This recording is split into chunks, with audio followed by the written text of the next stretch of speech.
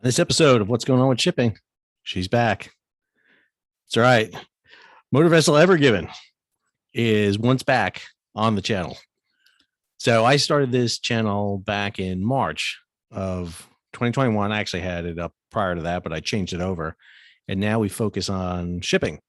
And it's mainly because of this vessel right here. If you found me since that time, if you go back to earlier videos, the focus of this channel was on Motor Vessel Ever Given. Her grounding in the Suez in March of 2021, her subsequent refloating, and then her long, prolonged agony at anchor in the Great Bitter Lake, while Egypt, Evergreen, and the Japanese owners of Ever Given fought it out until finally the vessel was released. The ship eventually sailed out of the Great Bitter Lake, got up to the northern end of the canal, was inspected, and then permitted to sail. She went to Felixstowe. Actually, prior to Felixstowe, she went to Rotterdam first, offloaded in Rotterdam. She was slated to go to Hamburg, but was not allowed to transit to Hamburg. Hamburg said they did not want her in because of the damage with her. So she offloaded the cargo destined for Hamburg to a smaller vessel, the Ever Util. And the Ever Util took the cargo on to Hamburg. And then she went to Felixstowe. And this is the images of her leaving Felixstowe, heading out into Anchorage, and then eventually through the English Channel, through the Straits of Gibraltar, through the Mediterranean to where she is right now, which is getting ready to enter the Suez Canal. So a couple of things I want to talk about regarding her and what's coming up with her. Number one, this video here shows you a couple of things. I'm going to go back for a second because I'll show you the very beginning here. Notice how high out of the water she is. I'm going to also kill the background sound. She's high up out of the water. You can see almost her entire bulbous bow showing. This is because she's light. There is no containers in those. Those metal racks you see there are the container cells. Those are the guides that allow the containers to slide down into the vessel tracks. Because it's so deep in the vessel, and because the vessel does move, and as you're loading it, it has a ballast system. But those tracks allow the containers to stay without moving around too much. And those are the cells. There's the forward house. There's the accommodation ladder right there. You can see one of the two lifeboats right there on the port side. But notice how much of the boot topping is showing. The boot topping is that difference between the red and the green right there. She should just be showing a little bit of red in the water when fully loaded, but she is extremely light. There's the after house. This is right below it is the engine room. Very after engine room on these vessels always to accommodate more cargo on board. And then notice right here, you can see prop wash and you can see the rudder. You can actually see that little white line there is between the stem of the rudder and basically the rudder post. And what that shows you is a couple of things. Number one, this vessel being so light is in a very precarious position because she can get blown around a lot. I know we talked about her being blown with the containers on board, but also in a light condition, she gets moved around a lot. Now, one of the reasons she went to Malta, we thought initially she was going to stop in the dry dock there. There were reports. I got a Lodestar story that I'll link to this, that she was initially going to go to Dunkirk in France to dry dock. She didn't. She left the Felixstowe anchorage and went ahead and headed through the English Channel, through the Straits of Gibraltar, stopped at Malta, thought maybe she was going in the shipyard in Valletta. She didn't. She anchored off of Malta and took on fuel. And I think that was very significant. They want to get weight on her. They want to get her draft down. I'll be interested to see some images of her going into the Suez, whether she is as high up out of the water as this. If you go back to when this incident took place, one of the problems with Ever Given is she went in high winds, and that large sail area created by the hull and then the container boxes, which are not there right now, pushed her around. Now she's in a light condition. She's going to be, if you notice that bow, she's high up out of the water. She's not dug in enough. When she was under the wind conditions going northbound in the Suez back in March, the pilots sped up because that gave them more control because the ship was deeper in the water. The prop was digging in, the rudder was digging in, but she also had that problem with smelling the bottom and bank suction. That's not going to be a problem here. She's going to be light going in the canal. The problem she'll have is she's not going to be as maneuverable because her full length of the vessel is not in the water. And that's obviously why she took fuel on board, to get some weight on her. She has a ballast system to ballast the vessel, but not enough to ballast her down to her marks, basically the top of the boot topping there, when she's in such a light condition. That's why everyone assumed she would go into dry dock in Europe, because sailing light loaded all the way to Asia, probably a dry dock or a shipyard in Taiwan or Japan, not sure, is a pretty interesting opinion there to do it. So there was a couple of stories that came out on Ever Given that we have to talk about. Here she is right now. I'm filming this on Wednesday evening, East Coast time, and it'll be posted on Thursday. Here she is, kind of just milling about right now, out there. She's not at anchor yet. She'll come in and get clearance and come in to anchor. A little bit of a question here, what the Egyptians are going to do. Obviously, she's got clearance to come in, use the canal. Obviously, everything's been resolved. I don't think the Egyptians are going to grab her again. Obviously, money's been paid. Everything's been settled between the Suez Canal Authority and the Taiwanese company Evergreen and the Japanese owners. So she's hanging off, but she's not hanging off in the anchorage north of the canal there off Port Said.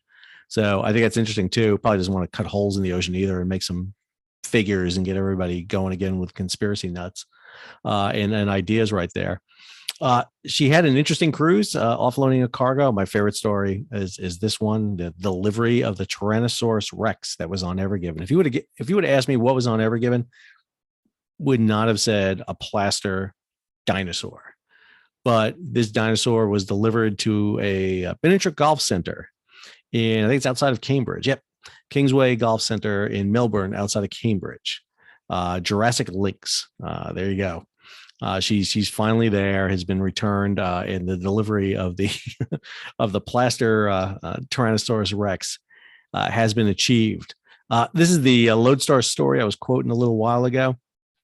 Ever Given, when she does go southbound in the canal, will obviously have a crazy amount of attention devoted to her. Obviously, hopefully the Egyptians put the best pilots on board. You'll probably see tugs alongside with her just to make sure. Again, the chances of something going wrong are very, very, very thin and minimal. I can't envision anything happening here that would get her into trouble. But again, you just never know. She is going through in a light condition. And I joked around on Twitter today about how every maritime reporter in the world is sitting there on the edge of their seat eating popcorn, watching this happen and hoping something bad happens because of the attention it gives to maritime reporters. I completely understand that. I got a lot of likes on that tweet, but not one from a maritime reporter. I think I hit a little too close to home for them. We'll be watching what happens with Ever Given. I'm going to assume she gets through without a problem. Once she's out and through, and if she's not grabbed by the Egyptians again, which I can't imagine she would be, everything should be settled. She'll be heading out the Red Sea into the Indian Ocean. Like I said, probably heading to Taiwan or a Japanese shipyard to get fixed. They want to get her back in service quickly. Shipping is in great demand. Vessels are being chartered like crazy because of demand to Europe and Asia, from between Europe and Asia. So they're going to want to get her out there quick. I also want to talk about this one other story here because I didn't have a good place to fit it anywhere. So I'm going to throw it in here. This is a story that was in Business Insider. Let me move my mug out of the way for you. It's a story in Business Insider. The Ever Given incident is a warning about what Russia and China are capable of, top Democrat warns. I wrote a paper on this and submitted it to a publication. I haven't heard anything back yet. I hope I do. But this is based on comments by Representative Elaine Luria, former commander in the U.S. Navy. She's a Democratic congresswoman representing the Hampton Roads area of Virginia, big shipyard area there with Newport News. And she wrote this issue about how the Ever Given highlighted the issue of what's called maritime choke points. You know, most people know about canals, Suez, Panama, but there's a lot of choke points out there. And these choke points are vital for trade. And one of the things that she talks about is how China and Russia are taking notice of this. I did a piece where I talked about the fact that Russia really jumped on this because they saw opportunities for the development of the Arctic route, the Northeast Passage through the Arctic Sea, through the Bering Sea, up along the north side of Russia. And it's a shorter distance. You have a little bit of ice issue, of course, to worry about. But with the receding of the polar ice caps, it's more doable than before. Many shipping lines say they don't want to do it, but that may change if it becomes really economical. China always looking for alternative routes.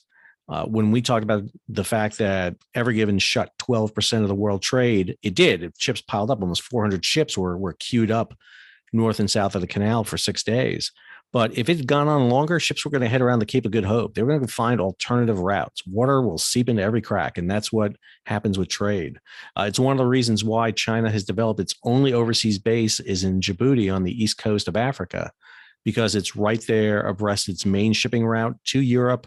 It's close to a series of choke points: Suez Canal, Bab el Mandab, which is the Red Sea going into the Indian Ocean, the Straits of Hormuz, the Cape route around Africa. It's vital. So the Chinese are very particular where they set up their bases, but that's a key base. They also have ports throughout the Indian Ocean, Pakistan, Bangladesh, Sri Lanka. And so they are completely understanding that. And the issue we see here with Ever Given and the highlighting of the closing of the Suez is really important. Here's President Xi in 2018 with the president of Panama talking about the importance of the Panama Canal for China. China would love to see expansion of the Panama Canal. They just did an expansion. It opened in 2016, but unfortunately that design was a decade late and can't accommodate ships the size of Ever Given, for example. And, if they can expand the canal or get a new canal through places like Nicaragua, China can move cargo even faster. So we'll be watching tomorrow as Ever Given transits the canal and heads on through. Hopefully nothing happens. But if something does, we will keep track of it and be sure to get some information out to you. If you enjoyed the channel, please subscribe, hit the bell so you'll be alerted about new videos when they come out. Also, be sure to give it a thumbs up. Leave a comment or a question or a video you'd like to see. I always look forward to hearing from people who are watching the channel, and feel free to share it on social media. So until next time, this is Sal signing off.